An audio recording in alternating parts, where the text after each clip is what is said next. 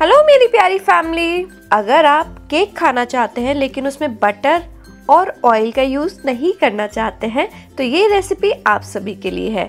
ये हम बिना बटर बिना तेल के बनाएंगे। तो चलिए रेसिपी शुरू करते हैं। तो सबसे पहले हम ड्राई इंग्रेडिएंट्स को इकट्ठा कर लेते हैं।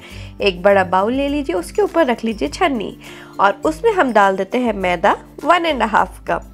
अगर मैं आपको वेट से बताऊं तो ये 200 ग्राम मैदा मैंने यहाँ पर ले ली है। अब इसमें हम डालेंगे बेकिंग पाउडर। बेकिंग पाउडर कितना जाएगा, सिंपल लॉजिक है, जितने कप आपने मैदा लिए हैं उतनी टीस्पून आप इसमें बेकिंग पाउडर डाल दीजिए। तो 1.5 टीस्पून इसमें बेकिंग पाउडर चला जाएगा। अब सॉल्ट ज़रूर डालिएगा। अब बस सारे ही ड्राई इंग्रेडिएंट्स हमने ले लिए हैं तो इन्हें हम छान लेंगे ताकि उसमें कोई भी, जैसे कि मैदा हो गया, बेकिंग पाउडर हो गया, उसकी गुलठी ना रहे। चलिए ड्राई इंग्रेडिएंट्स रेडी है, इसे रख देते हैं हम साइड में। अब हम तैयार करते हैं अपने वेट इंग्रेडिएंट्स। वेट इंग्रेडिएंट्स में हम यूज़ करेंगे एग। तो सबसे पहले हम एग योक और एग वाइट को सेपरेट कर लेते हैं। तो यहाँ पर मैंने 4 अंडे ले लिए हैं और चारों अंडे के मैंने एग योक और एग वाइट को सेपरेट कर लिया है। अब हम वेट इंग्रेडिएंट्स को मिक्स करना स्टार्ट करते हैं। तो एक बड़ा बाउल ले लीजिए, इसमें मैं डाल देती हूँ घी। तो यहाँ पर मैं टोटल 2/3 कप घी ले रही हूँ, जो कि अगर मैं आपको वेट से बताऊँ तो यहाँ पर मैंने 150 ग्राम घी ले लिया है। अब आप बोलेंगे इतना ज़्यादा घी, तो भाई अगर आप तेल या बटर यूज़ करते तो भी आप इतना ही डालते। अब घी में हम डाल देते हैं एग योक। चारों अंडे के एग योक मैंने यहाँ पर डाल दिए हैं, जो कि हमने सेपरेट करके रखे हुए थे। इसी के साथ में इसमें हम डालेंगे एसेंस, जो कि बहुत ज़्यादा ज़रूरी है।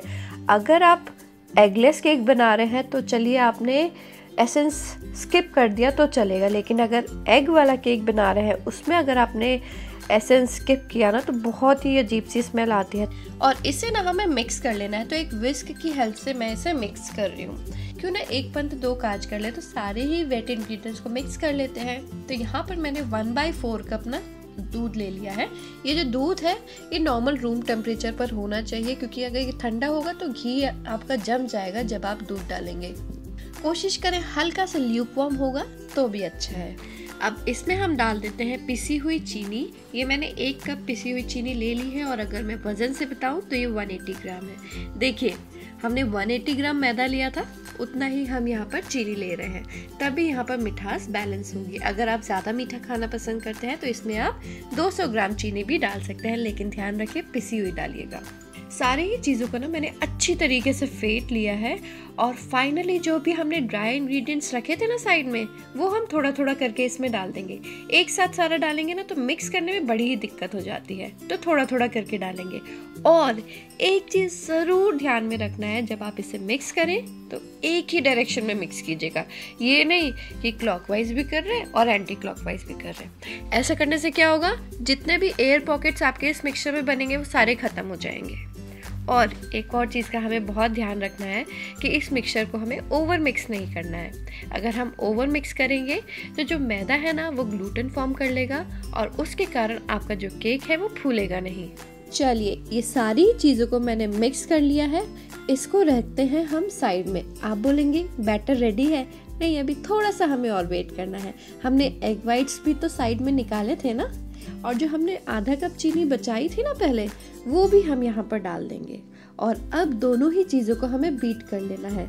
जैसे जैसे आप इसे बीट करना स्टार्ट करेंगे आप देखेंगे कि ये बहुत ज़्यादा फ्लफ़ी होने लगा है। स्टार्टिंग में कितना लिक्विडी दिख रहा है, लेकिन थोड़ी देर बाद आप देखेंगे कि ये फोमी हो जाएगा। देखिए ये हमारा एग वाइट वाला मिक्सचर क्वांटिटी में डबल हो गया है। अब जो हमने पहले बैटर रेडी किया था उसमें हम ये मिक्सचर ऐड कर देंगे और इसे एक ही डायरेक्शन में अगेन मिक्स करेंगे, दोनों डायरेक्शन में मिक्स नहीं करेंगे। ये हमारा केक का बैटर बिल्कुल रेडी है। इसकी कंसिस्टेंसी आप देख सकते हैं, बिल्कुल वो रिबन कंसिस्टेंसी। अब कई लोग बोलते हैं ये रिबन कंसिस्टेंसी कैसा होता है, जब हम ऊपर से बैटर को डालते हैं ना तो जैसे रिबन बिल्कुल फ्लोई होकर नीचे गिरता है, बिल्कुल उसी तरीके से हमारा ये केक बैटर भी उतनी हाइट से नीचे गिरेगा। चलिए अब इसे हम लगा देते हैं एक केक टिन में। तो यहाँ पर मैंने सर्कुलर शेप का एक केक टिन ले लिया है और इसे हमें पार्चमेंट पेपर से लाइन करना है। अब कैसे लाइन करना है, एक ट्रिक है। देखिए पार्चमेंट पेपर को आपको इस तरीके से फोल्ड कर लेना है और फिर जो केक टिन है ना उसका सेंटर देखिए और इस तरीके से इसे कट कर लीजिए। अब केक टिन को हमें ग्रीस कर लेना है। आप घी का यूज़ कर सकते हैं, बटर का यूज़ कर सकते हैं, तेल का यूज़ कर सकते हैं, जो भी चीज़ आपके पास है उसका यूज़ कर सकते हैं। अब और जो हमने बटर पेपर कट किया था उसे इसके ऊपर लाइन कर दीजिए। अगर आपके पास बटर पेपर नहीं है, नॉर्मल A4 साइज का पेपर है, तो उसे भी आप इस तरीके से यूज़ कर सकते हैं। बस पेपर लगाने के बाद इस तरीके से वापस से उसके ऊपर तेल ग्रीस कर दीजिए, वो भी आपका पार्चमेंट पेपर की तरह ही काम करेगा। अब इसमें हम डाल देते हैं अपना सारा ही केक बैटर और अब थोड़ा सा इसे टैप कर दीजिए ताकि अंदर जो एयर होगी ना, जो स्पेस होगी वो ख़त्म हो जाएगी, तो आपका केक बिल्कुल एक जैसा बेक हो जाएगा। अब बारी है केक को बेक करने की। मैं केक को माइक्रोवेव में बेक करने वाली हूँ, कन्वेक्शन मोड में 180 डिग्री सेंटीग्रेड में 45 to 50 मिनट्स के लिए। देखिए ये थोड़ा बड़ा केक है ना, तो थोड़ा ज़्यादा टाइम लगेगा, 50 से 55 मिनट्स भी लग सकता है। यही अगर आप इसका हाफ बनाएंगे तो हो सकता है आपको 30 to 35 मिनट्स ही लगे केक को बेक करने के लिए। एक बार जो आपका टाइमर सेट है वो कंप्लीट हो जाए तो केक को इस तरीके से चेक कर ले एक स्क्वायर की हेल्प से। अगर स्क्वायर बिल्कुल क्लीन आ रहा है मतलब आपका केक बेक हो चुका है। अब केक को बेक करने के बाद उसे डायरेक्ट बाहर ना निकाल के रखें, उसे वापस से माइक्रोवेव में रख दें। माइक्रोवेव का स्विच ऑफ कर दीजिए ताकि उसका टेम्परेचर डिफरेंस ना हो और आपका केक स्पंजी से ना बिल्कुल पिचक ना जाए। चलिए केक हमारा ठंडा हो गया है, तो अब बारी है इसे डीमोल्ड करने की। इसे मैंने डीमोल्ड कर लिया है और देखिए कितना प्यारा कलर आया है हमारे केक का। चलिए अब बारी है इसे कट करने की। मैंने पहले भी बहुत सारी रेसिपीज अपलोड की है, उसमें कई रेसिपीज में ना मेरे पास कमेंट आता है कि आप केक को कट कैसे करते हो कि इतने प्यारे प्यारे स्लाइसेस कट होते हैं। तो बस मैंने पहले केक को 4 भाग में डिवाइड कर दिया है, उसके बाद एक पोर्शन लिया है, उसे इस तरीके से कट करना है। देखिए बिल्कुल वैसे ही कट हुआ है ना जैसे कि ब्रिटानिया के केक के स्लाइसेस आते हैं, बिल्कुल मार्केट जैसा।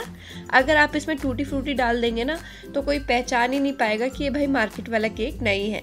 बहुत ही ज़्यादा टेस्टी ये घी केक बहुत ही ज़्यादा टेस्टी लगता है और साउथ का तो बेकरी स्पेशल है ये केक।